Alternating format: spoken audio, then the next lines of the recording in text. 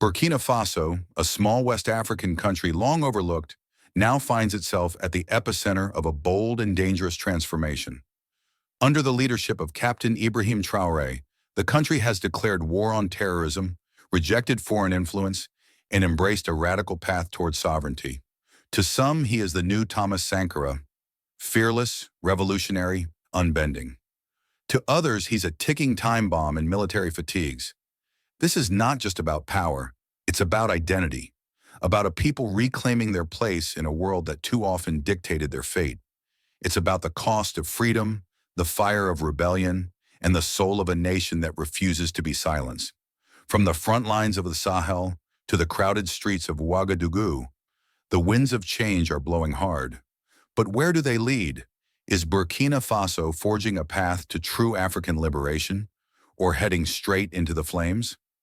This is the story of a revolution in real time. This is Burkina Faso under Traoré. Freedom or fire? There are moments in a nation's history that arrive like thunder, sudden, defiant, and impossible to ignore. For Burkina Faso, that moment came on September 30th, 2022. In the eyes of the world, it was just another coup in a troubled region. But to millions of Burkinabés, it felt like a revolution brewing at the edges of despair. The streets didn't cry out in fear. They sang with a raw, unfiltered hope. And at the center of this storm stood a man most had never heard of before. A 34-year-old captain of the army named Ibrahim Traoré. He was not polished by politics nor molded by diplomacy. He wore the grit of the battlefield, not the polish of the boardroom. He hadn't come to power by seducing international leaders or courting foreign favors. He came because the people had waited too long for someone who would finally say, enough is enough. Enough betrayal, enough cowardice, enough silence in the face of suffering. Burkina Faso was bleeding, and the old guards were too busy protecting their thrones to see the wounds. Traoré saw them, and he moved. When he stepped in to remove Lieutenant Colonel Paul-Henri Damiba, who himself had come to power only months earlier, many questioned his youth, his experience, his intentions.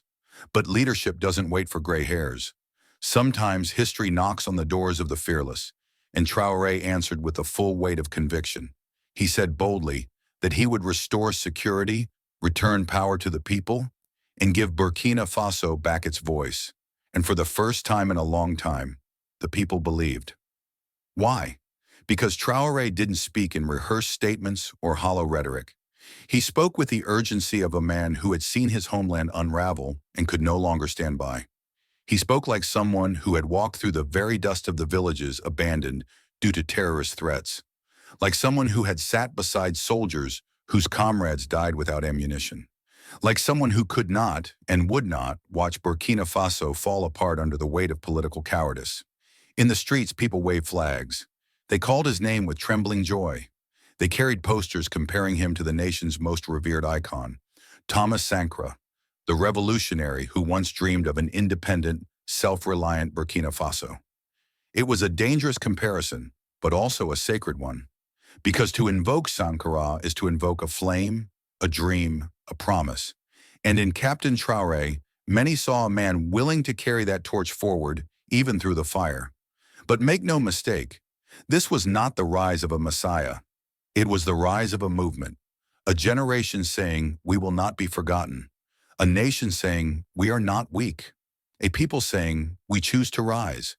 And Traoré became the face of that cry, not because he was perfect, but because he was present, present in their pain, present in their frustration, and present with the will to do what others were too afraid to try.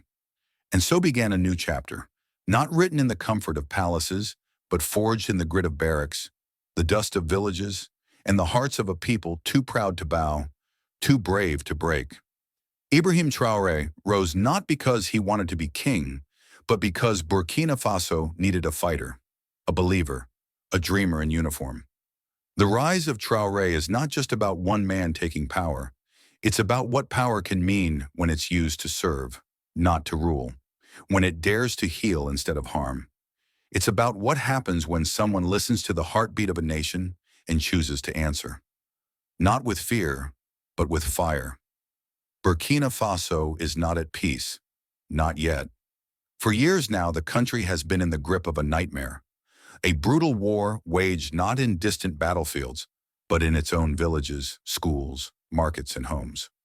A silent war where enemies do not wear uniforms and fear stalks every dusty road. A war against terror, against an enemy that hides in the shadows and preys on the forgotten. The rise of jihadist violence in Burkina Faso didn't begin with Traoré, but it has defined his leadership.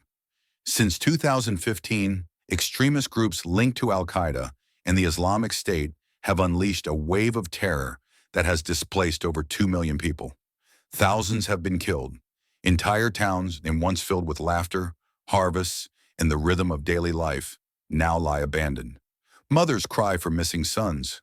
Children grow up knowing the sound of gunfire better than the sound of a classroom bell. Hope was vanishing. And then Traoré stepped forward, not just to seize power, but to fight for something bigger, the survival of the nation's soul. He did what few were brave enough to do, not just to declare war on terror, but to call on the people themselves to join the battle. Under his leadership, a bold and controversial program expanded, the Volunteers for the Defense of the Homeland, known as the VDP. Civilians, farmers, students, fathers and daughters were trained, armed, and sent back to protect their homes. It was not conventional. It was not easy. But in the eyes of many, it was necessary. Because here's the truth. When the government falls short, when foreign allies turn away, and when international promises collapse, it is the people who rise. The VDP are not soldiers by trade. They are citizens by duty. And in every village they defend, in every child they save, they send one message loud and clear. We will not run. We will not be ruled by fear. One VDP fighter told a reporter in 2023, "We're not trained like the army, but this is our home. If we don't fight for it, who will?" That is the voice of resilience, of patriotism not written in speeches, but in scars. These are not just stories of suffering, they are stories of strength. Under Traoré, the military strategy has shifted gears. Gone is the dependency on foreign troops. In their place, a pivot toward African solidarity and new alliances, including Russia's Wagner-linked forces, now rebranded and present in the shadows. Some call this reckless, others call it a reclamation of sovereignty. What's undeniable is that Traoré has drawn a line in the sand. He said, "No more puppetry, no more waiting. We will take charge of our own defense." This battle has not been without consequences. Reports of extrajudicial killings, human rights abuses, and deepening humanitarian crises have surfaced. These are wounds that cannot be ignored, but they also speak to a deeper truth, that the fight for peace is never clean, it is never easy, and it must always be watched with both vigilance and compassion. What Traoré has ignited is not just a military campaign, but a mindset shift. He has told his people, "You are not helpless. You are not alone. You are the first line of defense. You are the resistance." And what the world is witnessing is not just a country fighting terrorists, it's a country refusing to kneel. Because courage is not the absence of chaos. It is the choice to stand in the fire and still believe in tomorrow. Burkina Faso is still burning, but within those flames, something powerful is rising. A spirit that refuses to be crushed, a defiance that refuses to be silenced, and a leader, for all his flaws and controversies, who is daring to say, "We will not be forgotten. We will fight, and we will rise." Burkina Faso stands at a crossroads, a fragile, fire-lit intersection where the path forward could either lead to true freedom or plunge the nation into deeper chaos. Under Ibrahim Traoré, a new fire has been lit, but every flame holds a question. Will it warm a freezing nation, or will it burn everything to the ground? Freedom is a word easily spoken, yet rarely understood. For years, Burkina Faso has been caught in a web of dependency, dependent on international aid, dependent on foreign military support, dependent on systems that were never designed with Africa's dignity in mind. Under previous regimes, freedom was sold in pieces, bartered for temporary peace, silenced in the name of diplomacy, and buried beneath bureaucracy. But Traoré, he came with a matchbox and a mission. "We are reclaiming our sovereignty," he declared, not just to his people, but to the world. And he meant it. Since assuming power, Traoré has pursued a radical break from the status quo. French troops sent home, foreign military bases closed, diplomatic channels with France severed. The message was clear: Burkina Faso will not be ruled by foreign interests. It will not beg. It will build. To many, this was the sound of freedom. Finally, a leader who dared to say what others whispered behind closed doors. Finally, a president who refused to be a puppet on the global stage. But with that courage came consequence. Burkina Faso, once a partner in the West's counterterrorism strategy, found itself isolated. Sanctions loomed. Aid slowed. Criticism poured in from international organizations. Human rights groups raised red flags. The fire Traoré lit was catching, and not everyone wanted to be scorched. Yet inside Burkina Faso, something deeper was awakening. A pride that had long been buried beneath colonial hangovers and foreign meddling. A belief that the nation could stand tall, not as a charity case, but as a sovereign force. People no longer whispered Sankara's name in nostalgia. They shouted it as a challenge. The revolution continues, they said. We are not afraid. But revolution is a double-edged sword. For every citizen who feels empowered, there is another who feels endangered. The media landscape under Traoré has become tense. Journalists have been arrested, critical voices silenced. In the name of security, some freedoms have been curbed. In the name of sovereignty, dissent is sometimes treated as betrayal. This is the fire. And the question is urgent. Where is the line between bold leadership and authoritarianism? Between protecting the nation and punishing the people? Burkina Faso is walking a tightrope. Traoré speaks of unity, but there are fractures. He speaks of victory, but the war still rages. He speaks of independence, but the cost is high. It is here in this tension that the soul of a nation is being tested. Will Burkina Faso emerge freer, stronger, and more self-reliant? Or will it become a cautionary tale, a country that mistook defiance for development and fire for freedom? There is no easy answer, but one truth stands. Real freedom is not just about removing outside control. It's about building internal justice. It's about giving people not just safety, but dignity. Not just guns, but voices. Not just pride, but purpose. Traoré has given Burkina Faso something powerful, a vision of what it means to stand tall. Now, the work begins to ensure that vision is not devoured by the very fire that fueled it. Because revolutions do not end when the cheers fade. They begin when the hard choices come, and Burkina Faso is in that moment now. This is more than politics. This is a test of destiny. So the question echoes again, not just for Traoré, but for every Burkinabe. Will this be the fire that frees, or the fire that consumes? And the answer, as always, lies not in one man, but in the people, in their courage, in their wisdom, in their will to rise, not in anger, but in hope. Burkina Faso is no longer just fighting for itself. Under Ibrahim Traoré, the red soil of this landlocked nation has become a symbol, a rallying ground for something far greater than national liberation.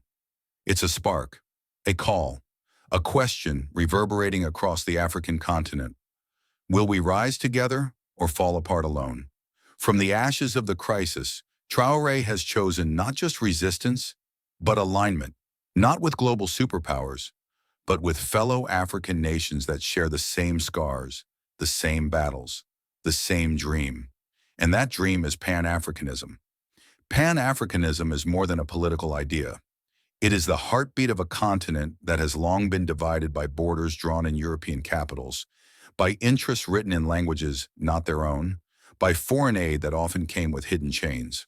Traoré, like Thomas Sankara before him, has dared to say, Africa must write its own story, on its own terms, in its own voice.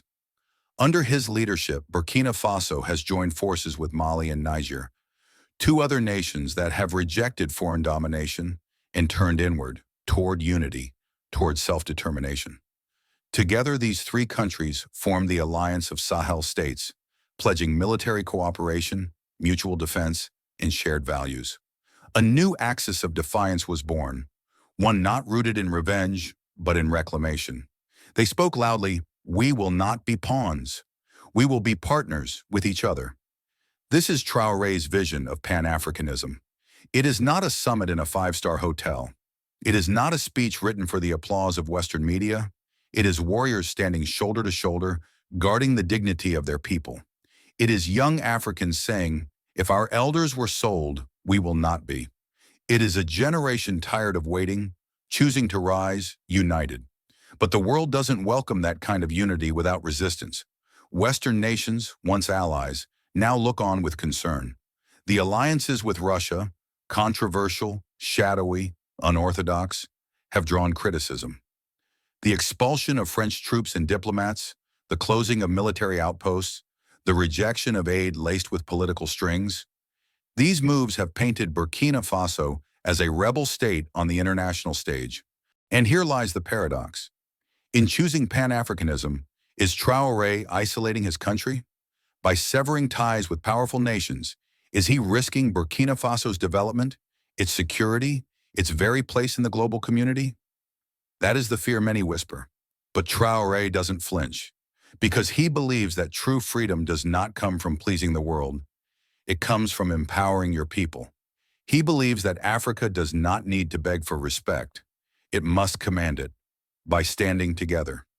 And yes, there are risks. Economic hardship looms. Investment is shrinking. Humanitarian concerns are rising. But Traoré seems to be betting on something far more powerful than GDP. He's betting on pride, on unity, on the belief that African nations can lift each other up, not wait for others to throw them lifelines. Pan-Africanism is not an easy road. It is the hard one, filled with skepticism, sacrifice, and struggle. But it is also the road of Sankara, of Nkrumah, of Lumumba, leaders who saw the future not in isolation, but in integration. So now the choice is not just Traoré's, it is Africa's. Will it follow the dream or return to the chains? Burkina Faso may be small in size, but right now it carries the weight of a continent's hope. A hope that maybe, just maybe, we can stop asking for freedom and start building it together. Will this be Pan-Africanism or isolation? The fire has been lit. Africa is watching. Burkina Faso is more than a country. It is a heartbeat, a memory stitched from struggle, a prayer shouted through generations. And today it stands at the edge of transformation, not just politically or militarily, but spiritually. Because what's being shaped under Ibrahim Traoré isn't just a government, it's the soul of a nation. Every revolution eventually faces the same moment, when the dust settles, when the chants fade, when the adrenaline thins. And what's left is the mirror. What did we become in our pursuit of change? Did we heal or only harden? Did we rise as one or leave others behind? Traoré's path has ignited both passion and pain. He is hailed by some as the new Sankara, brave, unbending, visionary. But others warn of creeping authoritarianism, of rights curtailed, of fears silenced in the name of survival. These tensions do not cancel each other out. They coexist. Because the truth is, building a new nation is never pure. It is never perfect. It is forged in fire, and fire both purifies and destroys. But what cannot be denied is this. Traoré has woken something deep inside the people of Burkina Faso, a belief that they are not too small, not too broken, not too forgotten to fight for a destiny of their own making. He has looked at his people, displaced, wounded, angry, grieving, and said, "You matter. You are the force. You are the foundation." And when a leader speaks that truth, not from a podium, but from a place of sacrifice, something shifts. Power becomes purpose. Politics becomes people. This is what the soul of a nation looks like. It is a mother returning to a village once abandoned by fear. It is a child going to a makeshift school in a conflict zone, still dreaming of being a doctor. It is a VDP volunteer holding the line, not for a paycheck, but for a future. It is youth marching not just in protest, but on purpose, shouting, "This is our time." But now comes the real test. The war may last years, the world may turn its back, the economy may stumble, But the soul must endure, and to endure it must be fed with justice, with accountability, with truth, because even revolutions rot if they lose their moral compass. Even liberation becomes another prison if freedom is not shared by all. The journalists, the farmers, the dissenters, the displaced. Traoré has opened the door to a new era, but it is the people who must decide what walks through it. Will they choose vengeance or vision, suppression or solidarity? Will they guard the flame of hope or let it be consumed by fear? Because a soul is not protected by guns. It is protected by values, by humility, by courage that listens, not just commands. If Burkina Faso is to survive, it must remember that the true revolution is not just on the battlefield, it is in the minds, the hearts, the homes of its people. This chapter is not over. The world is watching, yes, but more importantly, the ancestors are watching, the children are watching, and they are asking, what kind of nation will we become? What kind of legacy will we leave? And to that, Traoré must now answer not just with action, but with integrity. The soul of a nation does not belong to any one leader. It belongs to the people. It belongs to their dreams, their pain, their fight. And if they protect it fiercely, wisely together, then no bullet, no border, no betrayal can ever destroy them. The fire is burning. Now it's time to make sure it lights the way home. As the fire of revolution continues to burn in Burkina Faso, one question remains. Can a nation truly rise from the ashes of its past without sacrificing its future? Ibrahim Traoré's vision is bold, but the journey ahead is fraught with peril. Will the flame of independence light the way to freedom, or will it consume the very soul of the nation? The world is watching, and so are the people of Burkina Faso, whose resilience is the heartbeat of this unfolding story. The fight for sovereignty, dignity, and hope continues, and it's a battle that will shape not just the future of Burkina Faso, but the destiny of Africa itself. Stay tuned, stay informed, and never stop asking the hard questions. This is more than just politics. This is a movement. This is history in the making. Thank you for reading. Don't forget to like, subscribe, and share your thoughts in the comments below. Together, we keep the conversation alive.